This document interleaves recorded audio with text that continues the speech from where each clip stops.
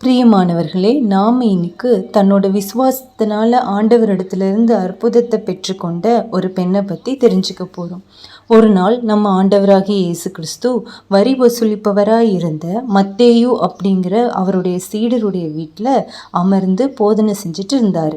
அப்போது யவிரு அப்படிங்கிற ஜெப ஆலய தலைவர் ஒருவர் அங்கே வந்து, என்னோட மகள் மரண படுக்கையில் இருக்காங்க, நீங்கள் வந்து அவளை தொட்டா அவள் சுகமாவா அப்படின்னு சொன்னார்.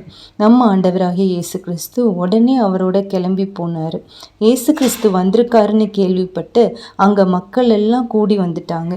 எவரு வீட்டுக்கு போகிற வழியெல்லாம் ஒரே கூட்ட நெரிசலாக இருந்துச்சு. அப்போது அங்கே ஒரு பெண் இருந்தாங்க. அவங்களுக்கு உதிரப்போக்கு நோய் இருந்துச்சு. 12 வருஷமாக அந்த நோயால் கஷ்டப்பட்டுட்டு இருந்தாங்க. யூதர்கள் வழக்கப்படி உதிரப்போக்கோடு இருக்கிற பெண் தீட்டாக கருதப்படுவாங்க. தீட்டுள்ள அந்த பெண்ணை யாராவது தொட்டா அவங்களும் தீட்டாக கருதப்படுவாங்க.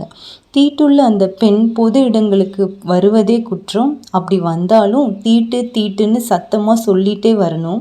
அதை கேட்டு மற்ற மக்கள் எல்லாரும் அந்த பெண்ணை நெருங்காமல் இருப்பாங்க. இப்படி ஒரு சமூகத்தில் தான் இந்த பெண் இந்த நோயோட 12 வருஷம் போராடிட்டு இருந்தாங்க. அவங்களோட அன்றாட வாழ்க்கையே ரொம்ப கஷ்டமாக இருந்துச்சு. அவங்க உடல் பயங்கர சோர்வு அடைஞ்சிருந்துச்சு. யாருமே கிட்ட வராமல் தனிமையில் தான் வாழ்ந்திருக்காங்க. அவங்களுக்கு யாரும் வேலை கூட கொடுத்துருக்க மாட்டாங்க. தாங்கிட்ட இருந்த செல்வத்தை எல்லாம் இந்த நோய் சரியாகணும்னு செலவு பண்ணியும் நோயிலிருந்து அவங்களுக்கு விடுதலை இல்லை. தனக்கு உண்டான எல்லாத்தையும் இழந்து மனதளவிலையும் ரொம்ப சோர்ந்து ஆறுதலே இல்லாமல் வாழ்க்கையே இந்த நிலைமையில தான் ஆண்டவராகிய இயேசு கிறிஸ்து பற்றி கேள்விப்பட்டாங்க. அவர்கிட்ட போனால் எந்த நோயானாலும் அது குணமாகுதுன்னு எல்லாரும் பேசிக்கிறத கேள்விப்பட்டாங்க. அந்த இயேசு கிறிஸ்து தன்னோட ஊருக்கு வந்திருக்காருன்னு அவங்களுக்கு தெரிய வருது. ஆனாலும் அவரை சுற்றி எப்பவுமே ஒரு பெரிய மக்கள் கூட்டம் இருந்துகிட்டே இருக்கும். அவங்க எல்லாரையும் தாண்டி அவர்கிட்ட போகிறது சாத்தியமே இல்லாத விஷயமா இருந்துச்சு. அப்படியே போனாலும் எல்லார் முன்னாடியும் தன்னோட நோயை பற்றி எப்படி சொல்ல முடியும்? இந்த நோயோட, அதாவது தீட்டோட எதுக்கு எங்கள் பக்கத்தில் வந்தேன்னு அந்த பெண்ணை எல்லாரும் துரத்தி விட்டுருவாங்களே. தன் மனசுக்குள்ளே இதெல்லாம் யோசித்து பயந்துட்டு இருந்தாங்க. தன்னோட நோயிலிருந்து தனக்கு விடுதலை கொடுக்கக்கூடிய இரட்சகர் தன் கண் முன்னாடியே இருந்தும் தனக்கு எந்த உதவியும் செய்யாமல் தன்னை குற்றப்படுத்தி தன்னை ஒதுக்கி வச்சிருக்கிற இந்த சமூகத்துக்கு பயந்துட்டு தன்னோட ரட்சிப்பை விட மனசு இல்லாமல் ஒரு முடிவுக்கு வந்தாங்க. அவர்கிட்ட போய் என்னோட கதையெல்லாம் அவர்கிட்ட சொன்னாதான பிரச்சனை, நான் கூட்டமாக போய் அவரோட ஆடையின் ஓரத்தை தொட்டுட்டு வந்துடுவேன், அதை தொட்டா போதும் நான் சுகமாவேன் அப்படிங்கிற நம்பிக்கையோடையும் தைரியத்தோடையும் கூட்டத்துக்குள்ளே போனாங்க. எல்லாரையும் தாண்டி ஆண்டவராகிய இயேசு கிறிஸ்துவின் ஆடையின் ஓரத்தை தொட்டுட்டாங்க. அந்த நொடியே அவங்களோட உதிரப்போக்கு நின்னதை அவங்க உணர்ந்தாங்க. உடனே ஆண்டவராகிய இயேசு கிறிஸ்து, என்னை தொட்டது யாரு அப்படின்னு கேட்டாரு. அவ்வளவு நேரம் ஒரே நெரிசலாக இருந்த கூட்டம் அப்படியே அமைதலானது. அவருடைய சீஷராகிய பேதுரு, ஆண்டவரே எல்லாரும் உங்களை சூழ்ந்து உங்களை நெருக்கிட்டு இருக்கிறப்போ என்னை தொட்டது யாருன்னு கேட்குறீங்களே அப்படின்னு ஆச்சரியப்பட்டாரு. அதற்கு ஆண்டவராகிய இயேசு கிறிஸ்து, என்னிடத்திலிருந்து வல்லமை புறப்பட்டதை நான் உணர்ந்தேனே, என்னை தொட்டது யாருன்னு திரும்பவும் கேட்டாரு. உடனே அந்த பெண் தான் இனிமேல் எதையும் மறைக்க முடியாதுன்னு தெரிஞ்சுக்கிட்டு ரொம்ப பயந்து நடுங்கி அவர் முன்னாடி விழுந்து தான் தொட்ட காரணத்தையும் தான் சுகமானதையும் எல்லார் முன்னாடியும் சொன்னாங்க.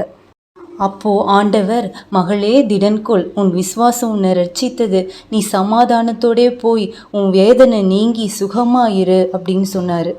ஆண்டவர் தன்னை கடந்து போகிறாருன்னு தெரிஞ்சுக்கிட்டு ஆண்டவரால் மட்டும்தான் தன்னை விடுவிக்க முடியும்னு நம்பி தன்னையே தாழ்த்தி அவரோட ஆடையின் ஓரத்தை தொட்டு அற்புதமான விடுதலையை பெற்றுக்கொண்ட இந்த பெண்ணோட விசுவாசத்தை பார்த்தீங்களா?